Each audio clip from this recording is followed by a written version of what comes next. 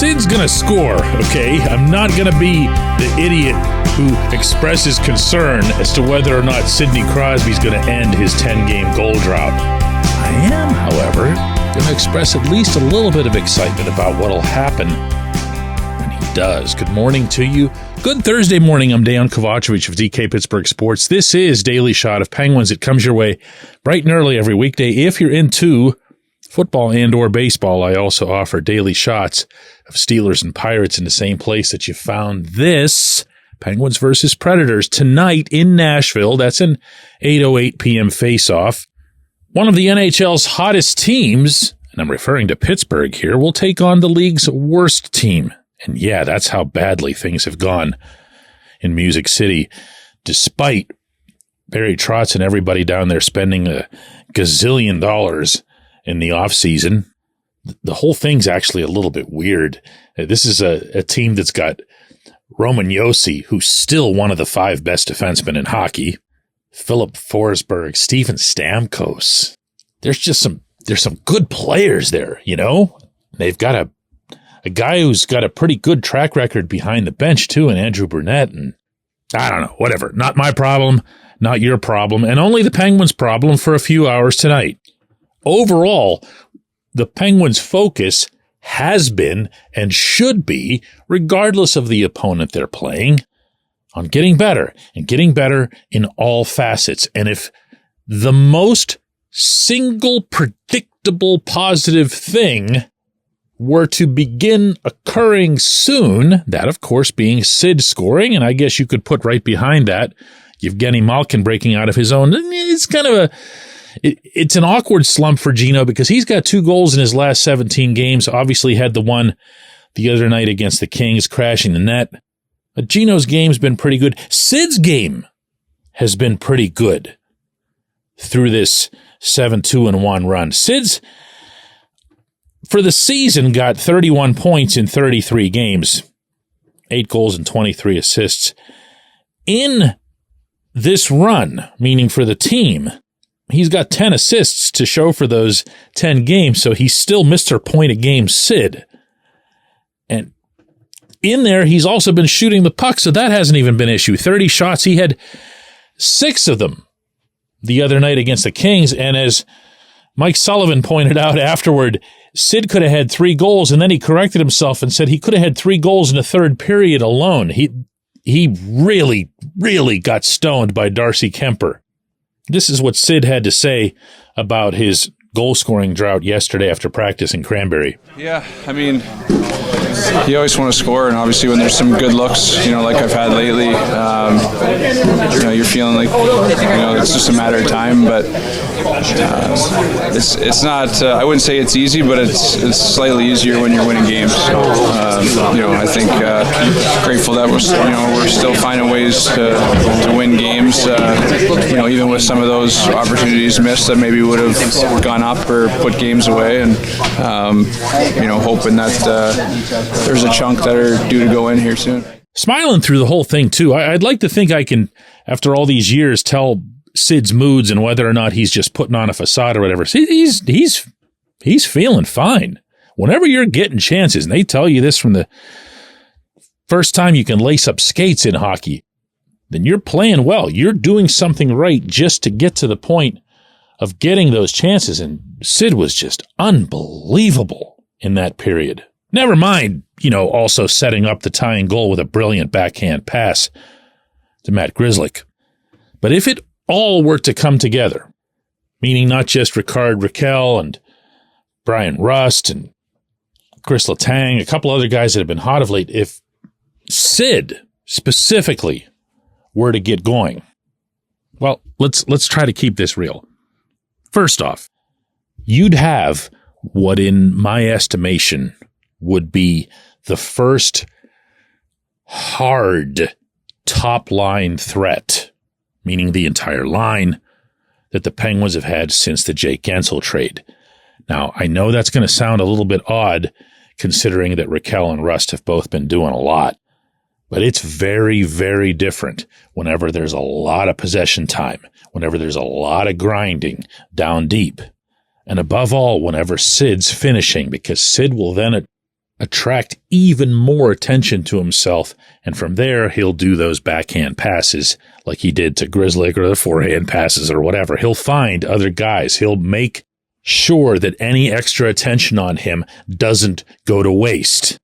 And if the Penguins have that consistent pressure, that consistent attack zone time from that line, and again, I'm not just talking about production here, because the Penguins have gotten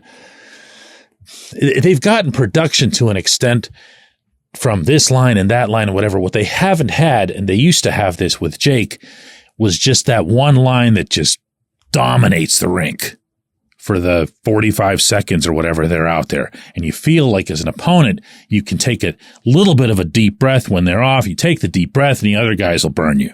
So you'd love to see that happen. You'd also love to see the power play, which has been decent. It's got a 26% clip through this 10-game run. But if we're being honest here, and actually if you do a little bit of homework, and I've done this, a lot of those goals, those power play goals, have been scored by the second unit or people who'd normally be on that second unit.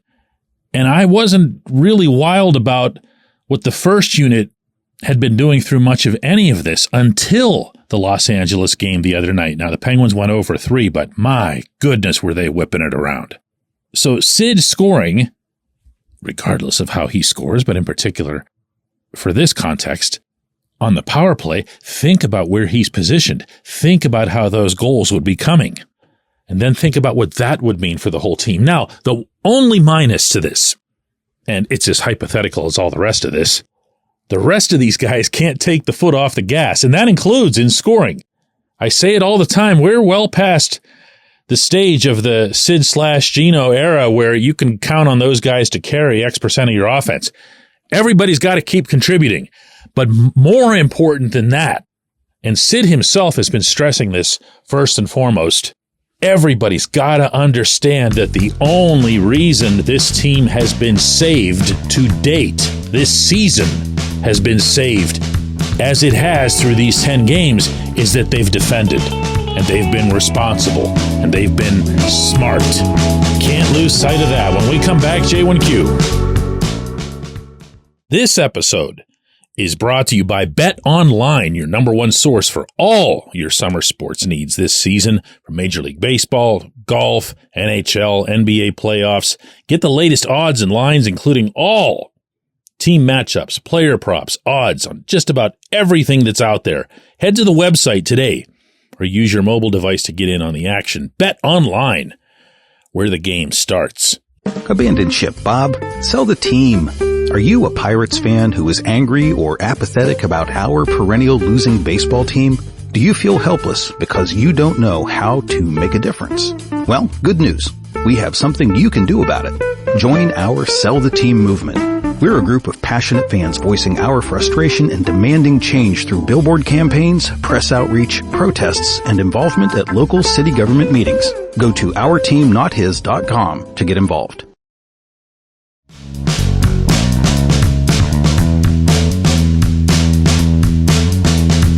Today's J1Q is a joint entry from Alexi and Sylvain up in Montreal. Say bonjour, DK. Thanks for this daily update on our favorite team here in Montreal. It's always and only about the Canadiens. Like you, we're tired of seeing Matt Grzelcyk make mistakes night after night. Do you think that P.O. Joseph's return will lead Mike Sullivan to reduce Grzelcyk's ice time? Do the GM and his coach agree on what's missing from this team's defense? Merci. Je vous en prie, mes amis. I can test out my 8 years of French that I never get to use. And then attempt to be fair to Grzelcyk, who has been significantly better of late. In fact, since I'd become so self-trained on scouting out Grzelcyk's faults, I feel like I've got at least a small responsibility here to say that I'm not seeing them. He has been on the rink for some bad decisions. Most of those have been of the variety where you pinch when you shouldn't. And believe it or not, the Penguins defensemen are not supposed to pinch all the time. They're supposed to read the ice, recognize if there's a forward available to support them. If there isn't one, they're not supposed to just go in and hope or wag a finger at the forward. Grzelcyk's been better at that. Grzelcyk has not been as clumsy with the puck as he'd been. He hasn't been physically engulfed the way he'd been, primarily because he's using his feet to get out of tough situations. And from there, he's making headman passes that are pretty sharp. I'm not about to, christen him as some brilliant addition after a handful of games, but considering where he was and where he is, that's progress. And that undeniably has been part of what's gone right. So, no, P.O. Joseph was not acquired from the Blues last night in an exchange that's involving what they call future considerations. It's actually nothing. Nothing changes hands. Kyle Dubas and Doug Armstrong seem to have some sort of symbiotic relationship where they keep doing each other favors. That's not uncommon. And in this case, the Blues did not have use for P.O. The Penguins did. And that has everything to do with Marcus Pettersson going down and nothing to do with Grzelcyk. Parenthetically here, Dubas disclosed yesterday that Pettersson is expected to miss 2 to 3 weeks, which I see as being really good news compared to what any sort of random lower leg prognosis might have been otherwise. So, no, P.O.'s here to take Marcus's place. If P.O. plays great, hey, there's opportunity. Okay, your left-handed defensemen in the fold right now are Grzelcyk, Owen Pickering, Ryan Graves, and Ryan Shea. Now, guys have also been moving across to the other side. Shea's done it. Graves has done it. But those are your lefties on the back end. And if you put P.O. in there, or P.O. even just shows up as a guy you have in the press box or whatever, we'll see how that begins to play out tonight in Nashville.